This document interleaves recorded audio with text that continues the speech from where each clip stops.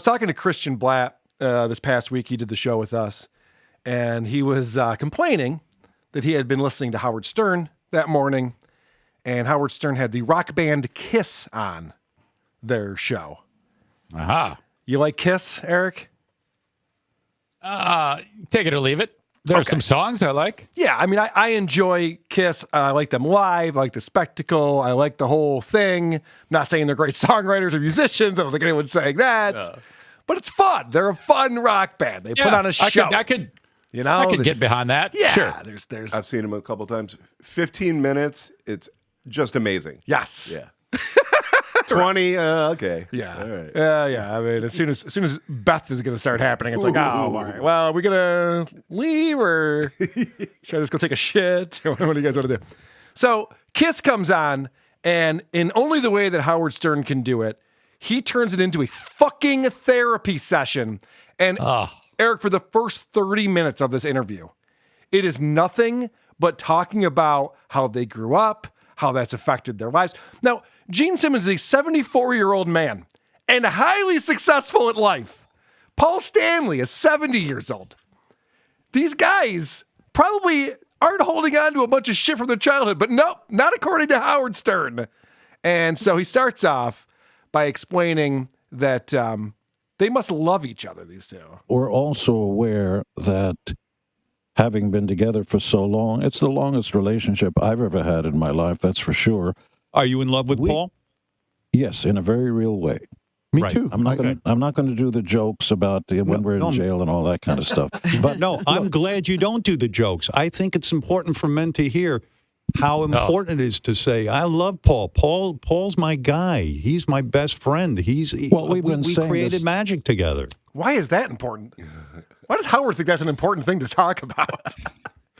Howard Stern, in his heyday, would have said that sounds like one of the most embarrassing things I've ever heard someone just say on the radio. Right.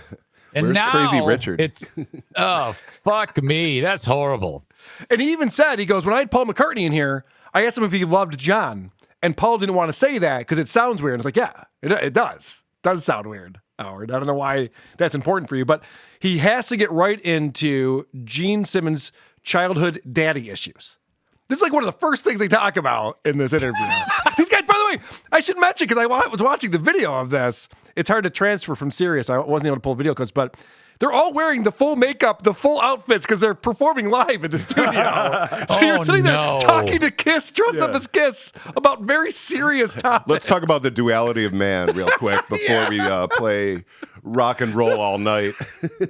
Gene, you grew up poor. That is crazy. Yeah, this is insane. Gene, you grew up poor. And I'm not, I think, Gene, you had a horrible, horrible childhood. You saw some bad shit early on.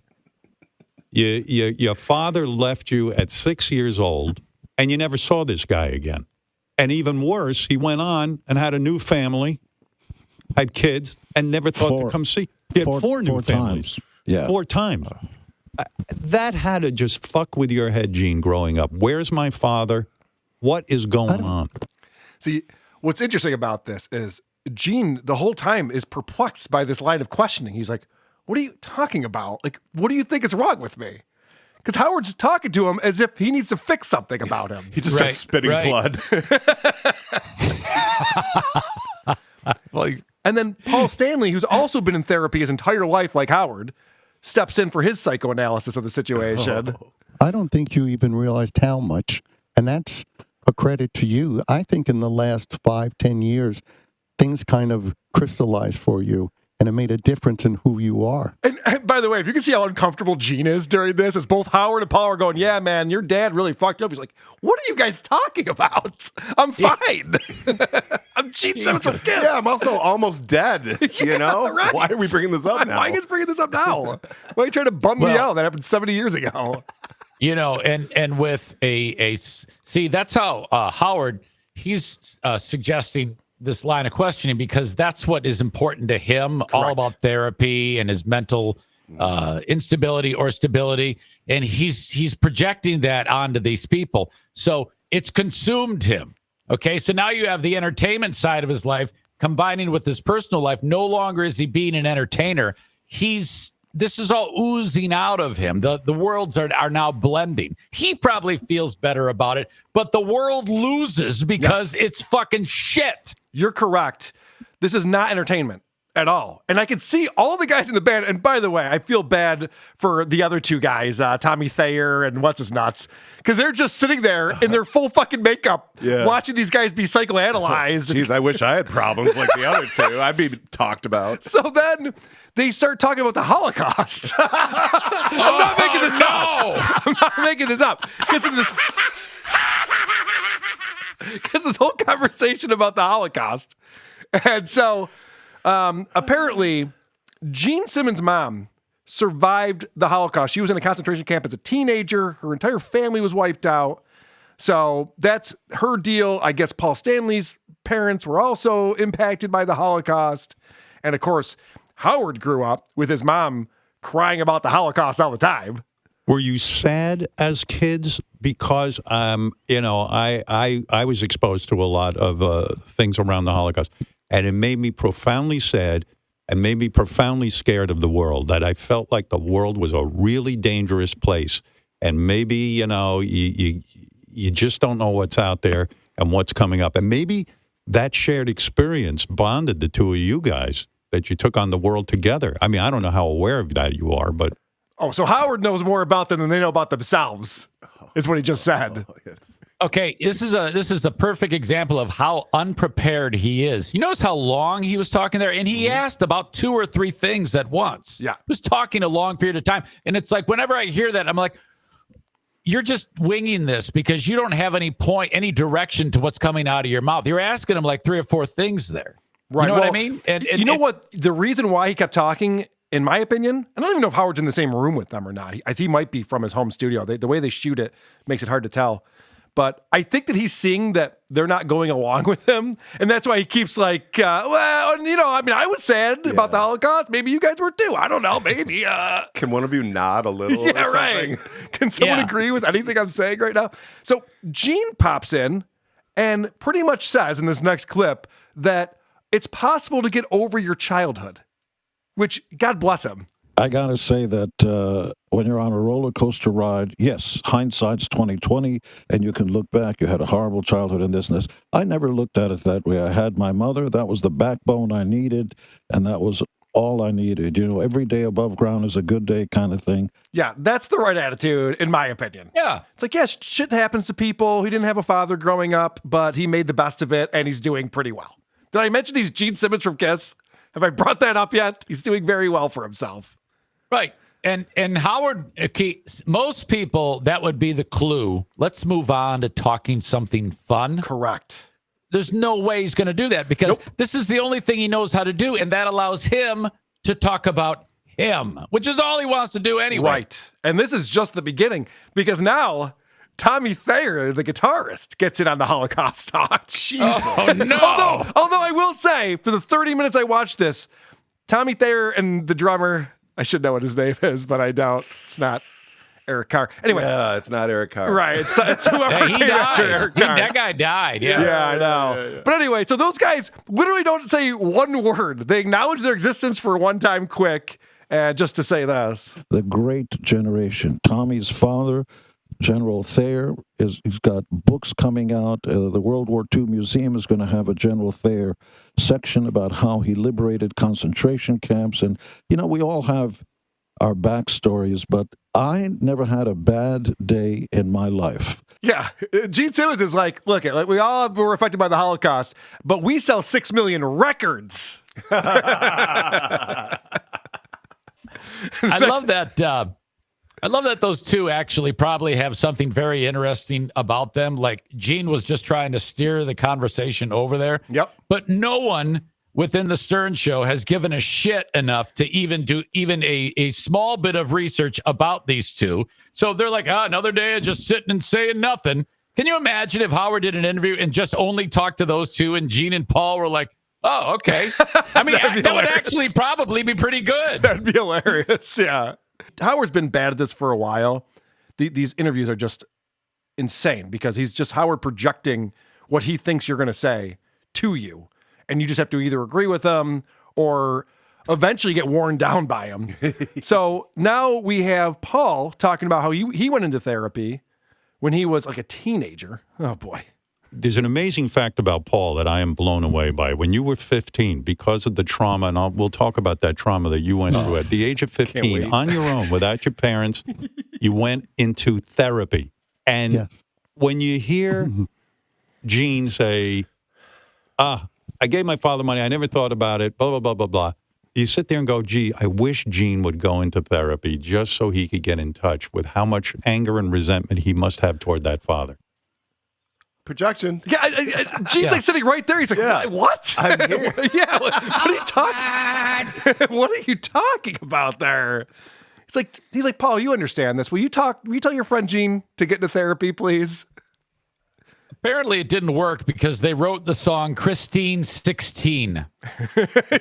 Right. Which is really fucked up. So now Howard's going to try to get Gene upset.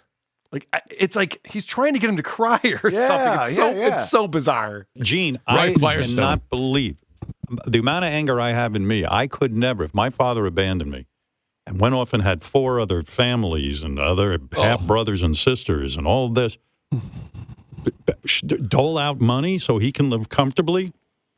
Amazing. But I sometimes wonder, because, you guys have written great songs. Gene, imagine the songs you would write about this if you ever tapped into just how angry you are with your father. It would be insane. I didn't. Question: why is Howard still a proponent for psycho anything? I know, because it hasn't worked for him. He thinks, and he says later on in this thing, he's like, it's changed my life, not for the better. Right. And by the way, him being the spokesperson for therapy is not good for therapy either. Tom Cruise is the anti-spokesperson for therapy. Tom Cruise with his Scientology stuff. I'm more on Tom Cruise's side, to be honest with you, because he seems to have his shit together. Right. I don't see him complaining about his life all the time. I just see him doing really cool action shit. We're actually listening to the results of Howard's psychotherapy right now. Yes. And it's him bullying people into trying to cry. Yes. I just love the fact that he's like, you could have written some masterpieces if you had come to grips with your anger towards your father. And it's like, Gene Simmons was never going to write a masterpiece, Howard. That's not his thing. Yeah, exactly. This is the guy who wrote Cold Gin. The best he could do would be the fuck you dad blues and suck my dick dad. There's not going to be anything more than that. 3 chords and the truth. They were called Kiss because they wanted to be called Fuck. And the record label's like, we can't sell that. And Hugs was taken. So now... A masterpiece. So now Howard's going to...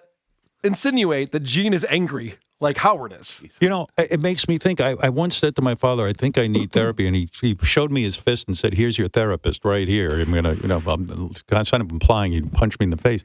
I didn't have the courage to go out and seek that on my own. That's why I'm so impressed with what you did. Well, I guess just bottling it all up. I'm a lot like Gene. I bottled it all up, and I just kind of walked around an angry guy and didn't want to. I said I got to just keep moving forward, and I'm not going to be introspective. I'm just going to move forward, and it is a way of coping. I mean, it is a coping mechanism. But it's only a coping mechanism. So Gene Simmons is trying to get a word in here. That was Paul who interrupted Gene, and Howard was interrupting Gene before. When he said, I'm like Gene, I was an angry guy. Gene's going, I'm not angry. What are you guys talking about? What do you mean I'm an angry guy? I'm getting angry.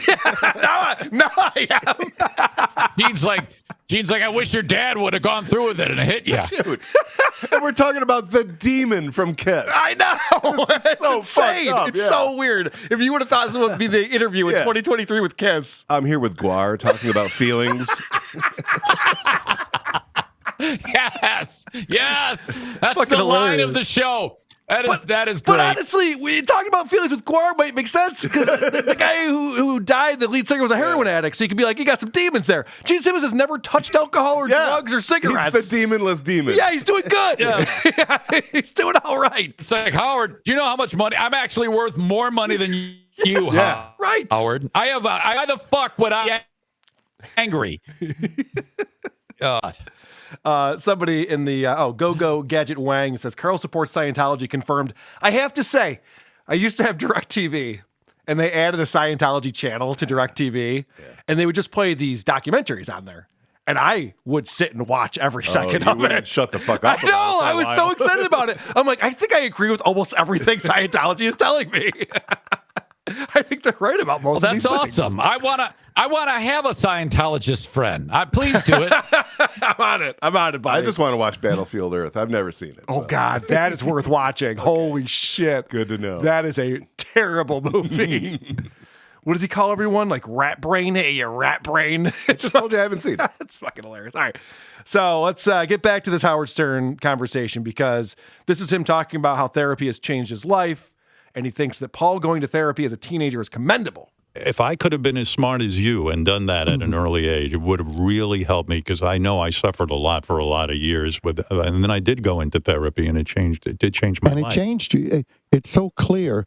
I've watched you over the years, and it's really commendable. And I think it sets an example for other people. See, no Howard Stern fan likes what he's become. Not a single Howard Stern fan is like, no, this was great that you've become this asshole who yells at people for enjoying their lives. This is fantastic. If the alternative is if Howard never goes to therapy, okay? Yeah. In the end, we don't have to hear about it. Right. So if he doesn't go to therapy, that's more noble and better for the world than that's a him win. going to therapy now. Correct. So it's all about him. Correct. I know. And the way he asks these questions, he's just like, now, I had issues with my dad, and the Holocaust bummed me out. Same with you guys, right? Like, every question is like this thing where he's just projecting, but not even in a sneaky way. No. Just very overt. Just, yeah, okay, we get it. You think everyone's just like you. They're not. And that sounds corny. That does sound corny. I agree with you. So now Paul is going to explain that the reason why they had to enter entertainment is because they needed approval. See, this is the problem with therapy, is that you're talked into shit. Like, you get into entertainment because you want to be famous and make a lot of money and fuck girls. Pussy. Yeah, of course.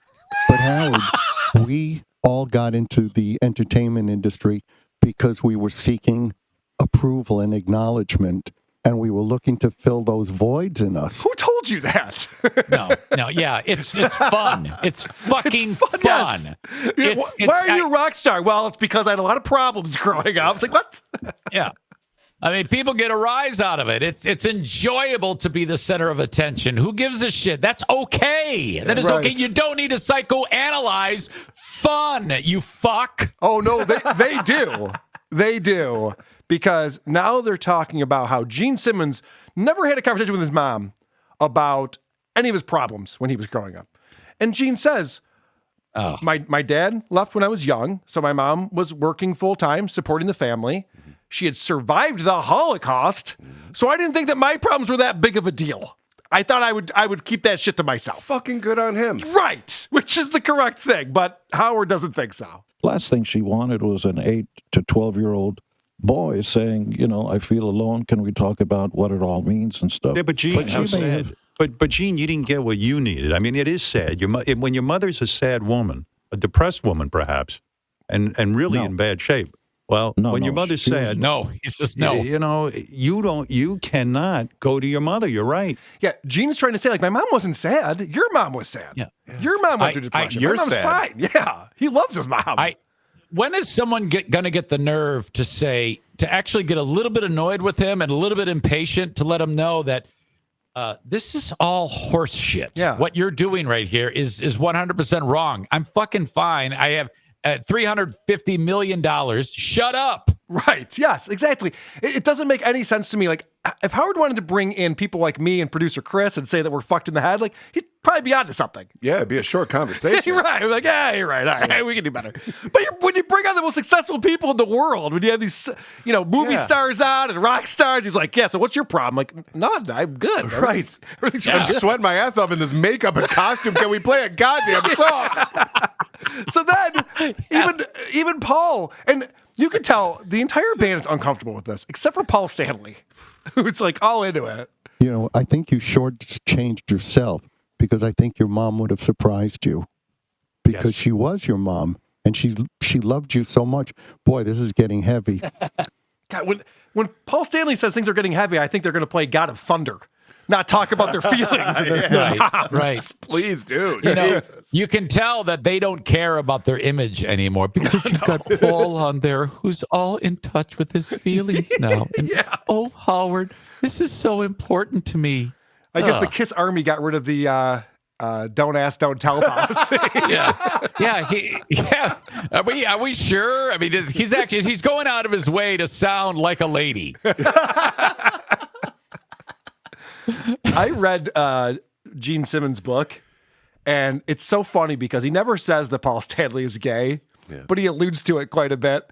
Where he'll talk about like how, and then we'd have the girls backstage, and Paul wasn't into that, but the rest of us would do this and this and this. It's like, that's it's a weird thing to say. All right, a couple more clips real quick. So, as I mentioned, Gene Simmons' mother survived the Holocaust. So whatever loneliness he was feeling or issues he might have had, he figured he didn't need to bother her with it. I don't stand by that. I still stand by the notion that my mother was trying to survive emotionally, mentally, after seeing the most horrific things the human mind can imagine. How dare I have... Well, that's sad. That's sad because you missed out on... I mean, I know what you're referring to. And that's this is okay. Deeply... Life is hard, and I've always been... My armor has been my delusional sense of self. Yeah, he figured out a way to get over it and move on with his life and do fine for himself, Howard. It's possible without a therapist. You can figure it out for yourself sometimes. Shocking. Jesus. Howard has to have everybody hold his hand through every aspect of his life. It's a miracle he's gotten this far, frankly. Here's the last clip I have. And Gene's talking about, and I actually heard him on Bill Maher. We reviewed that show, and he was saying the same thing about how he was not a good partner to Shannon Tweed for decades that they were together. He was always cheating on her and causing a lot of problems. And so as he's talking about how he's been with Shannon for 40 years, but only been married for 10 or 11 of them, Howard determines the reason why is because of, you guessed it, his childhood. And you finally have Shannon, who have been together close to 40 years, but only married 10 of those years. For the first 29 years, I was an asshole. Arrogant, Well, you call it being an asshole. Ugh. I call it a very deprived young boy whose own mother had been through seeing her mother go into a gas chamber. I see a boy who lost his father at 6, who didn't want to acknowledge him. And then when you get older, you go, you know what? I'm fucking entitled now to my time. And I'm going to eat up this world, and I'm going to take every woman. I'm going to, I understand it. It's like I've lived that life too. So Howard explains to him why he does what he does, and then says, and I get it. And meanwhile, Gene's going, no, Howard, no. I really like pussy. I just really wanted to sleep with other girls. Right. That's all there is to it. Everything has to have deep meaning. Right. Everything is like a fucking Indiana Jones type of get the medallion. Oh, the sunlight shines on it. Oh, I figured out the world. Right. Yeah, it doesn't have to be so complex, you asshole. I think that Gene Simmons is just a horny guy. I think is what it comes down to. Yeah. He just really wanted to fuck a bunch of girls. And what's wrong with that? See, Didn't care if back in the day, Shannon was upset Howard would ask questions like, did you ever fuck a girl while you're wearing the makeup? And you know that he did. Yeah. That's what people want to hear. We don't want to hear this shit, you fucking filthy idiot. Do you wear the demon makeup on your cock? That would be a fun question to ask. But no, instead, it's this whole thing. So anyway, Howard, I think you're wrong about all of this, and you're turning these interviews into really slogs. They're very difficult to get through. It kind of threw off my whole day today trying to pull those fucking clips, but I just had to share what the great Howard Stern and Kiss were up to this week. I'm glad you did. That's just hearing where that guy's head is in the form that you just presented is really bizarre. It's insane. I don't know if everybody gets the handle on it while you're listening in the moment, but that is just nuts. Well, and honestly, when Christian mentioned to me that there was a lot of psychoanalysis going on during the Kiss interview, I had no idea it was going to be 30 minutes of that. I mean, that's the thing. If Howard wanted to just say, you had a tough childhood, that's fine. That's a fine interview question. Talk about his mom or whatever. But he just has to keep on it to the point where even the guys in Kiss, obviously didn't pull every single clip, but even they were like, yeah, we don't usually talk about this shit. This is kind of weird. It's not a typical band meeting. Yeah, they're literally promoting their final tour. Mm-hmm. They're like, we got our final tour coming up. You can buy tickets. We're going to be at Madison Square Garden in December. And Howard's like, yeah, but your mom, she was sad, right? I don't know. Yeah. Who are these podcasts?